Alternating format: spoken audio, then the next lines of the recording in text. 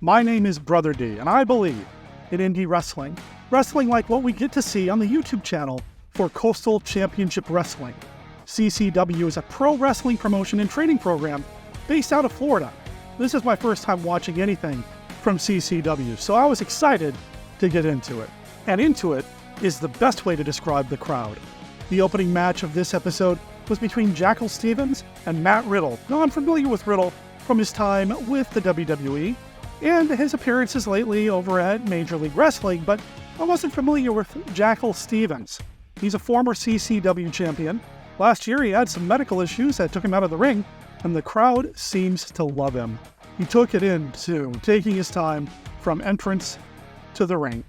Matt Riddle is also well-liked and enjoyed connecting with the fans before he got into the ring himself. The match starts honorably with a handshake, and then we are off. Riddle thrives with a more mat-based style, and Stevens certainly has something to worry about when he gets taken down early. Stevens doesn't stay down, though, even when Riddle jumps on him with a triangle submission. Once they're back on their feet, they exchange kicks that commentary describes as being able to kick each other's heads off. There are chops and forearm shots exchanged as well, action outside of the ring, and a Riddle-delivered series made up of a suplex, a senton, a rough-sounding kick, and a pin attempt. This is such a good match. Jackal Stevens delivers a superplex to Matt Riddle that is textbook. Springboard kicks, springboard clotheslines, and more made me want to start chanting, "This is awesome. This is awesome." And that was before someone executed a wicked-looking Canadian destroyer from the corner second rope. Now, I didn't expect the match to end the way that it did, and that's actually a good thing. This episode of CCW Alive is keeping me guessing, and that means CCW is keeping me watching. Now, the next match is a tag team match.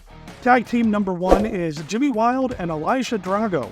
A couple of wrestlers that commentary says are from the Nightmare Factory, the wrestling school owned and operated by Cody Rhodes and QT Marshall.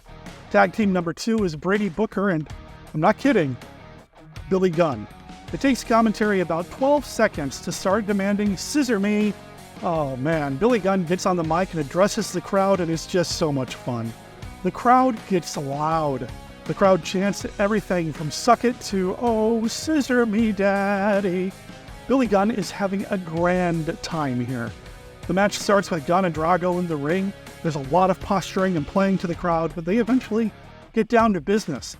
Anyone who watches any AEW programming knows that Billy Gunn is still in great shape and can still go. And after some back and forths between the two, Gunn shoulder tackles Drago, leading Drago to tagging in Wild. Now, after roughing up Wild a little bit, Gunn tags in Booker. Wild's been softened up, and Booker is able to keep wearing him down. Whoever's training these wrestlers needs to be commended.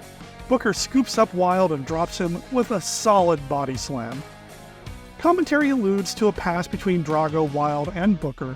Since this is my first episode of CCW Alive, I don't know exactly what happened, but that's okay. The storytelling in the ring is keeping me engaged. I said a second ago that the trainers need to be commended, so do the wrestlers. The story being told here has me hooked. I can tell you now, this is not going to be the last episode of CCW Alive that I'm going to watch. Each episode runs 30 to 40 minutes, and while this leaves only enough time for a couple of matches, I am completely satisfied with the action.